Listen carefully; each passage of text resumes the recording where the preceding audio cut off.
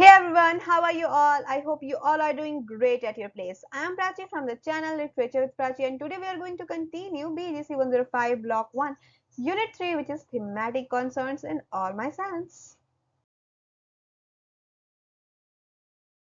So now here's the topic. So in this unit we have total 6 topics, and today we are going to discuss only 2 topics as the second topic is a bit long. So here is the first topic which is theme of social responsibility. So let me tell you कि अगर आपके exam में ये पूछा जाता है कि major theme क्या है इस प्ले का, then you can tell that social responsibility. Social responsibility इस प्ले का मेजर थीम है. Okay, तो social responsibility is the major theme of the play All My Sons. So as I told you, so it emphasizes the importance of a man's duty towards society and his country before his duty to his family. तो ये क्या करता है, ये emphasise करता है एक man का ड्यूटी, जो उसका ड्यूटी किस चीज को लेकर इंपॉर्टेंस रखता है, उसके सोसाइटी और कंट्री को लेकर. उसकी फैमिली से पहले उसे अपनी सोसाइटी और कंट्री के बारे में सोचना चाहिए. वर एज यहाँ पे जो हमारा प्रोटैगोनिस्ट है वो जस्ट इसका अपोजिट कर रहा होता है. The play brings out the tragic consequences of a man's mistake of becoming rich and providing a comfortable and luxurious life to his family at the cost of society. तो ये जो play है यहाँ पे एक ट्रेजिक कॉन्सिक्वेंसेस हमें देखने को मिलता है, जहाँ पे एक मैन जो है, यहाँ पे जो हमारा मैन कौन है, ये इंसान का नाम है जो केलर, जो कि हमारा प्रोटेगोनिस्ट है इस प्ले का. तो he wants to become richer and the richest person in the world, और ये अपनी जो फैमिली है उसे कंफर्टेबल और लग्जरियस लाइफ प्रोवाइड करना चाहता है, चाहे उसके लिए उसे अपनी सोसाइटी को दाव पे ही क्यों ना लगाना पड़े. तो जो केलर जो है, he wants to fulfil the American dream. और अमेरिकन ड्रीम क्या है, तो ये वही है कि मतलब चाहे उसको सोसाइटी को ही दाव पे क्यों ना लगाना पड़े, एक ऐसा लाइफ जीने के लिए जो वो चाहता है. और of course everyone wants to live life जिसमें उसे कंफर्ट, जो जिसमें वो कंफर्टेबली रह पाए. So in due course of time, however, the achievement of success was through manipulation and disregard for moral values. तो इस यहाँ पे हमें देखने को मिलता है कि जो हमारा प्रोटेगोनिस्ट है वो सक्सेस को पाने के लिए वो मोरल वैल्यूज को डिसरिगार्ड करने को भी तैयार है. Keller merrily believes in economic interpretation. Keller यानी कि जो केलर का जो मेरिली बिलीव क्या था, वो इकोनॉमिक इंटरप्रिटेशन पे बिलीव करता था, जहां पे उसका मोरालिटी हो गया या वैल्यूज हो गया वो बैक सीट पे थे. मतलब कि पहले वो अपने इंटरेस्ट के बारे में सोचेगा, अपनी फैमिली के इंटरेस्ट के बारे में सोचेगा, then he will think about his morality, values, society and all. तो जो Keller's dream is confined to his family. इसका जो ड्रीम था वो अपनी फैमिली के लिए ही था, है ना. और इसका अल्टीमेट गोल क्या था, अपनी फैमिली को एक कंफर्टेबल लाइफ देने का. This obsession makes him dupe his own friend. अब देखो ये जो ऑब्सेशन था इसको रिच बनने का, अपनी फैमिली को कंफर्टेबल लग्जरियस लाइफ देने का एट एनी कॉस्ट, उस वजह से इसने अपनी खुद के फ्रेंड या फिर कहूँ तो अपने जो फैक्ट्री का पार्टनर है स्टीव डिवर, उसे धोखा दे देता है. या कहूँ तो उसका ऑब्सेशन उसे इस चीज के लिए मजबूर कर देता है कि अपने फ्रेंड को धोखा दे, क्योंकि अगर वो ऐसा नहीं करता तो उसका जो खुद का रेपुटेशन है ये खतरे में आ जाता. और क्या था कि वो नहीं चाहता था कि उसका नाम अगर खराब होता है तो उसका फैमिली का भी नाम खराब होगा, उसके जो सन है उसे सब लोग बहुत बुरी तरह से ट्रीट करेंगे. So he doesn't want that. He is inspired by the myopic vision of the American dream. This means to become successful by manipulating and duplicity. अब अमेरिकन ड्रीम में उसका भरोसा था. He inspired by the myopic vision of the American dream, जिसका मतलब क्या है कि वो सक्सेसफुल बने by manipulation and duplicity. बोलते हो ना दो चेहरे वाला इंसान, तो वैसा ही कुछ समझ लो यहाँ पे. He believes that to survive in this world of competition, one has to be successful alone. उसका मानना क्या था कि अगर इस कॉम्पिटिटिव वर्ल्ड में सरवाइव करना है तो अकेले सक्सेसफुल बनो. अगर तुम्हें सक्सेसफुल बनना है तो जो करना है वो करो, चाहे तुम्हें किसी को धोखा ही क्यों ना देने पड़े, वो भी दो एट एनी कॉस्ट. इस कॉम्पिटिटिव वर्ल्ड में अगर सरवाइव करना है and you want to be successful, then ऐसा करो. तो ये इस टाइप का जो बिलीव था वो जो केलर का था. The fear of failure leads him to betray not only his friend but also his own country. तो ये जो डर था ना फेल हो जाने का, उसने इसे मजबूर किया अपने फ्रेंड को, ना कि सिर्फ अपने फ्रेंड को बल्कि उसके खुद के कंट्री को धोखा देने को, जहां पे वो जान रहा होता है कि यहाँ पे वर्ल्ड वॉर सेकेंड चल रहा है, फिर भी वो उन सिलेंडर हेड्स, जो क्रैक सिलेंडर हेड्स होते हैं, वो आर्मी को वो सप्लाई करने का बोल देता है कि हाँ तुम कर दो स्टीव डीवर, सप्लाई कर दो उन सबको वेल्ड करके, और उसकी सारी रिस्पॉन्सिबिलिटी मैं लूंगा। बट वो रिस्पॉन्सिबिलिटी नहीं लेता, वो मुकर जाता है in the trial. So here is the next topic, which is problem of Chris marriage as theme। अब यहाँ पे ये एक माइनर थीम भी कह सकते हो, बट अगर आपसे थीम करके पूछा जाए और आपके माइंड में कुछ ना आए तो आप ये भी डाल सकते हो। और आगे भी कुछ थीम्स हम लोग पढ़ने वाले हैं, बट ये थोड़ा इंपॉर्टेंट है कि आप अपने दूसरे आंसर्स में भी इसे क्या कर सकते हो, इसे आप इंक्लूड कर सकते हो। So Kate Keller is of the view that her son Larry would return someday from war। Kate Keller का ये व्यू था कि उसका जो सन है लैरी, वो एक ना एक दिन जरूर वापस आएगा।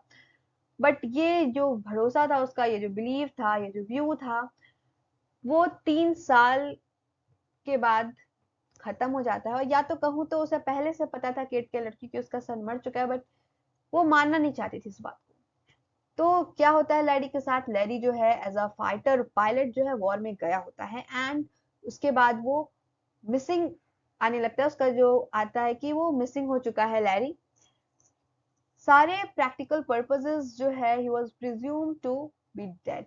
मतलब जितनी भी चीजें पता कर रहे थे कि मिसिंग है, तो उसका होता है ना, मिसिंग है तो पता करे, तो कुछ पता ही नहीं चला उसका। इस वजह से क्या प्रिज्यूम कर लिया गया कि वो मर चुका है। स्टीव डीवर की जो डॉटर है Ann, she had been in love with Larry, as well as she was also engaged to him before he went to fight in the war।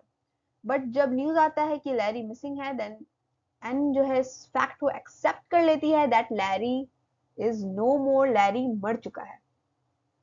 Larry का जो ब्रदर है Chris, and he is in love with Ann. तो जब उसे पता चलता है कि उसका जो ब्रदर है वो मिसिंग रिपोर्टेड आ रहा है कि वो मिसिंग है, तो वो भी इस बात को मान लेते हैं कि उसका जो ब्रदर है लैरी वो मर चुका है। तो अब यहाँ पे क्या है, क्रिस जो है, Chris desires to marry Ann. अब ये जो क्रिस है वो एन के साथ ही keeps in touch with her through letters, and letter बाद में वो उसको इनवाइट भी करता है उसके घर पे in order to propose to her. और एन जो है वो कैलर्स के घर आती है, और जब क्रिस जो है इस इनविटेशन को देता है, आई मीन जब उसे प्रपोज करता है, तो फिर मान जाती है and she agrees to marry Chris. So her arrival after a long interval connects the present with the past and actions with the consequences। तो जब एन आती है तो ये काफी इंटरवल के बाद आती है, ठीक है। तो यहाँ पे जो हमारा प्ले स्टार्ट तो होता है कि जो कलर पढ़ रहा है पेपर, मतलब बीच से हमारा प्ले स्टार्ट हुआ है, बट हमें ये भी पता चल रहा है कि पास्ट में कुछ ऐसा हुआ है जो कि जिसमें कि जो कलर की गलती है, और यही चीजें यहाँ पे हम हमारे आसपास घूम रहा होता है। तो आप कह सकते हो कि हमारा, इससे हमें पता चल रहा है, जो अभी प्रेजेंट में हम प्ले में देख रहे होते हैं, उससे हमें पता चलता है कि पास्ट की कुछ ऐसी चीज है जो अभी हमारे अभी के प्रेजेंट से जो है कनेक्ट है, और हमें उस पास्ट के जो भी एक्शंस लिए गए थे उसके कॉन्सिक्वेंसेस इस प्ले में अभी प्रेजेंट में देखने को मिलेंगे। While everyone in the Keller household believes that Larry is dead। अब देखो यहाँ पे सबका ये माना था कि लैरी जो है वो मर चुका है, बट केट का क्या माना था कि लैरी अभी भी अलाइव है और वो एक ना एक दिन जरूर आएगा। जो केलर जो है इस बात को जानता था कि क्रिस ने क्यों बुलाया है एन को, बट जो जो मतलब एक्चुअली क्या होता है ना कि जो केलर होता है उसे क्रिस बताता है कि उसने एन को बुलाया है and what was his purpose, बताता है कि उसका पर्पस क्या था बुलाने का। तो उस पे जो क्या बोलता है, ये बोलता है कि मैं तो, मुझे तो कोई प्रॉब्लम नहीं है, बट तुम्हारी जो मम्मी है ना, योर तुम्हारी मदर अग्री नहीं होगी इस बात पे, तुम्हारे शादी पे, और मतलब तुम्हारे और एन की शादी पे अग्री नहीं होगी। तो बिकॉज शी बिलीव्स दैट, अब क्यों नहीं होगी, तो वो रीजन बताता है कि क्योंकि जो तुम्हारी मम्मी है यानी तुम्हारी जो मदर है, उनका ये मानना है कि जो लैरी है ही इज स्टिल अलाइव, और एन के जो फियांसे है, एन जो है वो लैरी की फियांसे है। तो जब लैरी, अगर उसका ये मानना है कि लैरी अभी भी जिंदा है और एन जो है वो लैरी की फियांसे, तो वो कैसे होने देगी तुम दोनों की शादी। अब केट जो है यहाँ पे ऑलरेडी सस्पिशियस होती है कि एन क्यों आई है यहाँ पे उन लोगों के घर। तो जब केट को ये बात पता चलता है कि क्रिस जो है he wants to marry Ann, तो वो इस चीज को अप्रूव नहीं करती। और as as for her to agree for their marriage would mean the confirmation. अब क्यों नहीं हो कर रही है, तो वो कहती है कि उसका अगर वो इस मैरिज के लिए अप्रूव कर देती है, अग्री हो जाती है, देन इसका ये मतलब होगा कि उसने मान लिया है कि लैडी मर चुका है, ये कंफर्म हो जाएगा कि लैडी मर चुका है।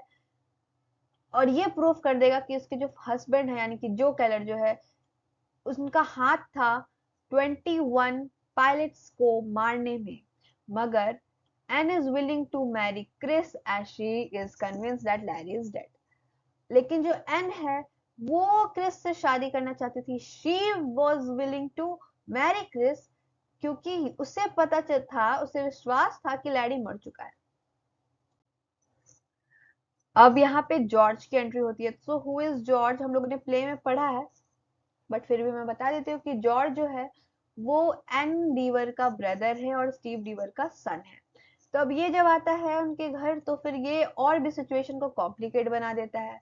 अब ये आया क्यों होता है, ये आया होता है अपनी सिस्टर की मैरिज क्रिस से नहीं करवाने के लिए। मतलब वो सिस्टर, अपनी जो सिस्टर है एन, और क्रिस की शादी को रोकने आया हुआ होता है।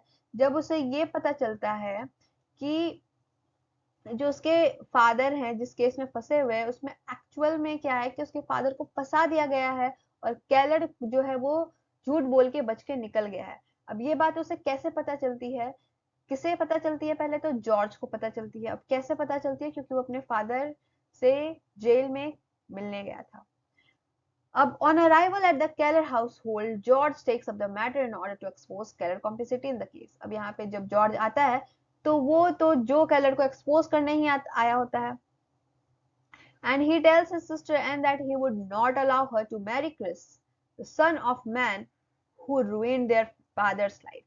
तो यहाँ पे जॉर्ज जो है वो बताता है कि वो एन यानी अपनी सिस्टर की शादी उस लड़के से नहीं होने देगा, उस लड़के से शादी करने के लिए अलाउ नहीं करेगा जिस सन के जो फादर हैं उनके वजह से मेरे फादर यानी कि जॉर्ज डीवर के फादर यानी स्टीव डीवर जेल में है और उनकी लाइफ रुइन हो चुकी है।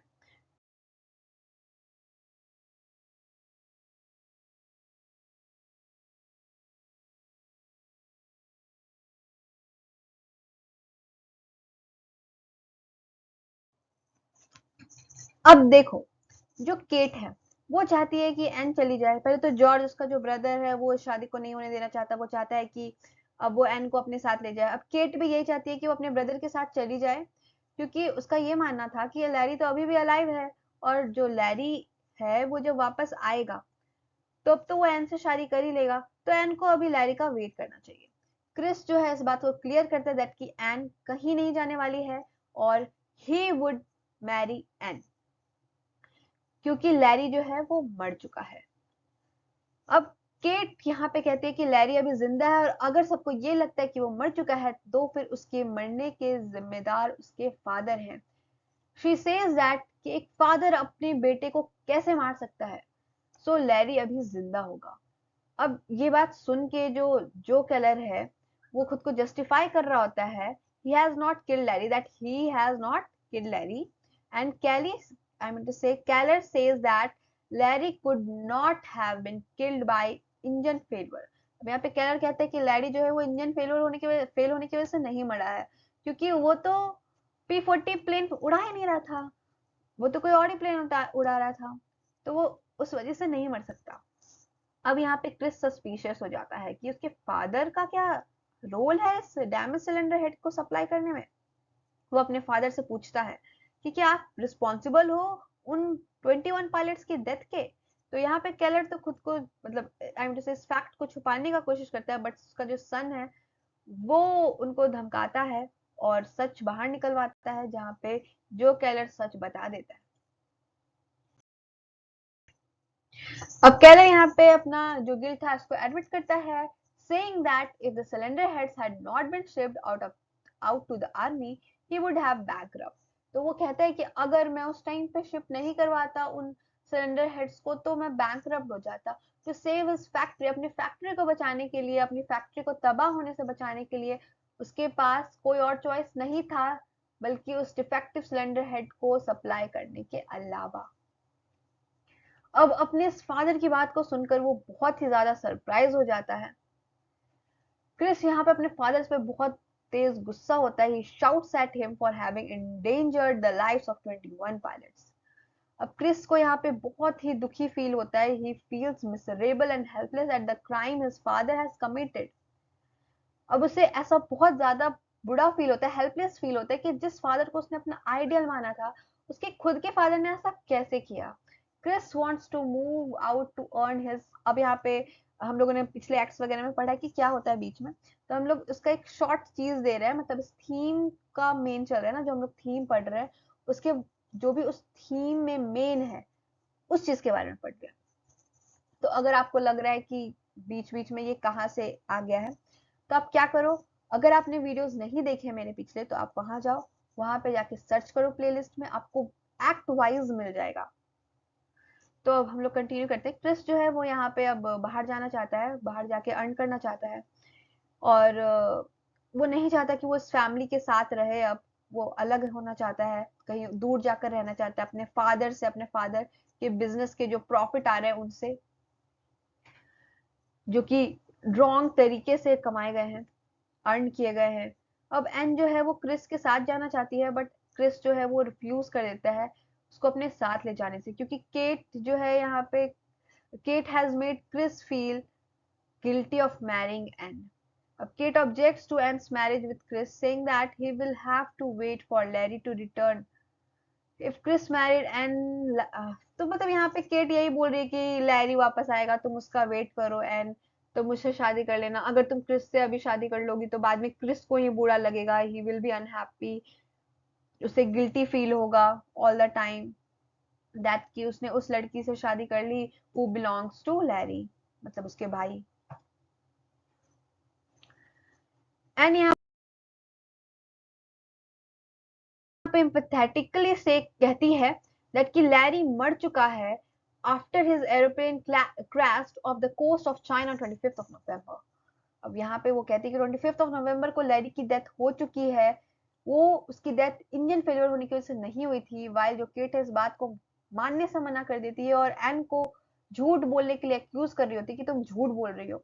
अब खुद के और क्रिस के रिलेशनशिप को बचाने के लिए एन जो है केट को एक लेटर दिखाती है जो कि लैरी ने लिखा था अपनी डेथ से पहले, अपनी जब वो सुसाइड करने वाला था उससे पहले। अब यहाँ पे एक झटका मिलता है कि लैरी ने सुसाइड किया था, a proof of his death that he had written to her on the last day of his life.